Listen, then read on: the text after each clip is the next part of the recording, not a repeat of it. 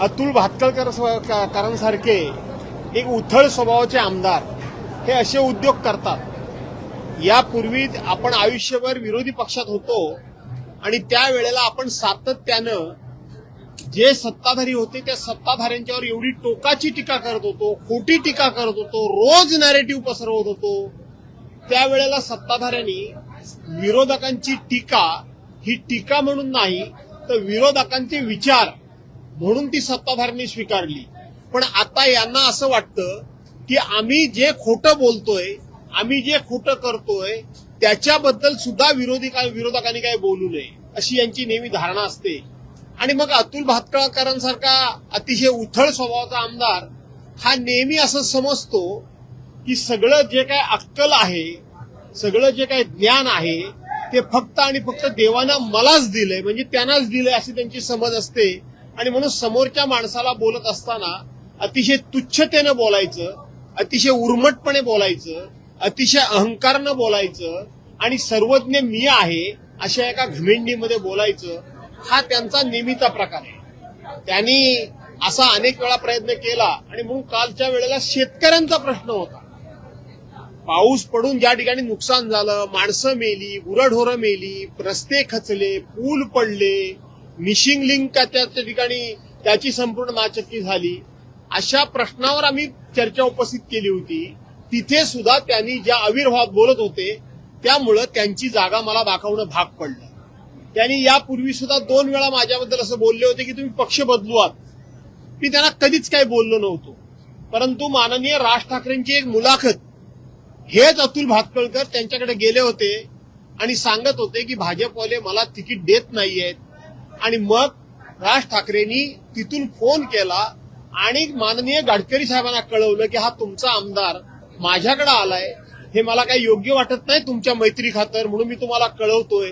कोणाला सांगता निष्ठेच्या गोष्टी? सांगता कोणाला? तुम्हाला कोण कुठं विचारत नाही म्हणून आहात तिथे पडून आहात.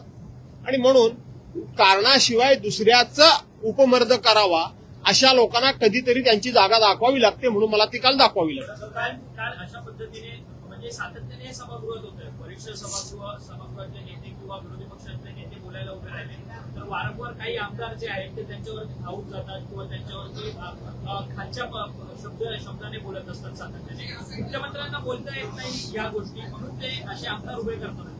असं आहे की मुळामध्ये भारतीय जनता पार्टीची एकंदरीत परंपरा आणि आताची पद्धत तुम्ही बघितली तर आम्ही कोणाला बद्दल काही बोलू, ते खरं आहे की खोटं आहे याचं काही देणं घेणं नाही.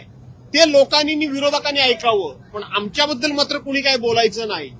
आता मिसिंग लिंकच्या बाबतीत सुद्धा माननीय मुख्यमंत्री महोदयांनी ज्या पद्धतीनं दमबाजी केली, मी तुम्हाला सोडणार नाही, हा सुद्धा सत्तेचा दर्प आहे, अहंकार आहे. अशा पद्धतीनं तुम्ही स्वतः विरोधी पक्ष नेते होतात त्यावेळेला टोकाचे तुम्ही आरोप करत होतात, खोटे खोटे आरोप करत होतात. तरी देखील विरोधकांनी एक नवखं नेतृत्व आहे, उभरतं नेतृत्व आहे, म्हणून तुमचे प्रत्येक विचार हे ऐकून घेतले. याचं भान आता मुख्यमंत्र्यांना राहिलेलं नाही, याचा विसर मुख्यमंत्र्यांना पडलेला आहे. आणि म्हणून विरोधकांनी सत्य परिस्थिती सांगण्याचा प्रयत्न केला तरी सुद्धा ती सहन करण्याची मानसिकता आता मुख्यमंत्र्यांच्याकडे नाही. याचं कारण देशामध्ये फक्त आणि फक्त आम्हीच हा जो अहंकार आहे त्याचा हा परिणाम आहे. महाराष्ट्र आहे का? कारण की मुख्यमंत्री बोलले की माझी बदनामी करा पण महाराष्ट्राची बदनामी करू नका. पण तेच मुख्यमंत्री ज्यावेळेस विरोधी पक्षात होते त्यावेळेस मात्र ते मुख्यमंत्र्यांच्या या वक्तव्याचं छोट्या छोट्या क्लिप्स खूप मोठ्या प्रमाणामध्ये रील्स व्हायरल झालेले आहेत. मुख्यमंत्री पहिल्यांदा काय बोलायचे आणि आता काय बोलतायत. हेच मुख्यमंत्री विरोधकांना कसे सांगत होते की तुम्ही म्हणजे महाराष्ट्र नाही, तुम्ही म्हणजे महाराष्ट्र नाही, आणि आता ते स्वतःला असे समजायला लागले की मी म्हणजे महाराष्ट्र. आणि म्हणून लोक ते आता दोन्ही क्लिप एकाच वेळेला दाखवतायत. मुख्यमंत्र्यांचे वेगवेगळे विचार त्या ठिकाणी ते दाखवतायत.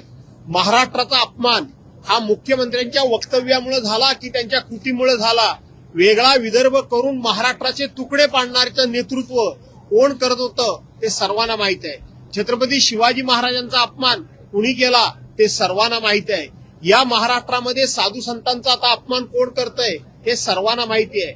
या महाराष्ट्रामध्ये धनगर समाजाला पहिल्या कॅबिनेटमध्ये आरक्षण देतो म्हणून सांगितलं आणि त्यांना फसवलं हे कोण महाराष्ट्राचा अपमान करतंय हा महाराष्ट्र बघतोय.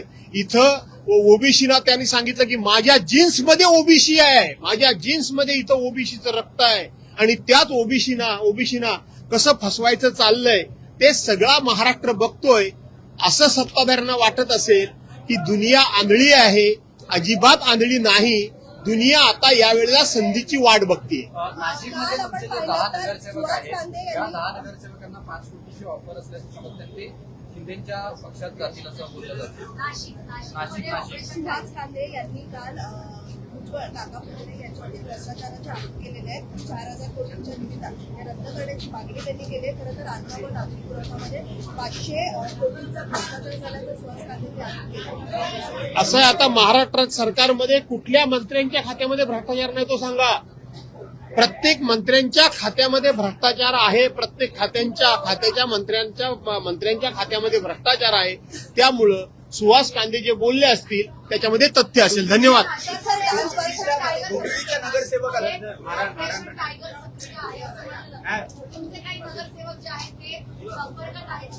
असं आहे की ह्या ऑपरेशन टायगर हे रोजच तुमचं चालू आहे आणि त्यांचंही चालू आहे, लोकांचं चालू आहे. तुमचं याचा अर्थ हे रोज नवीन बातम्या टायगरच्या येत आहेत.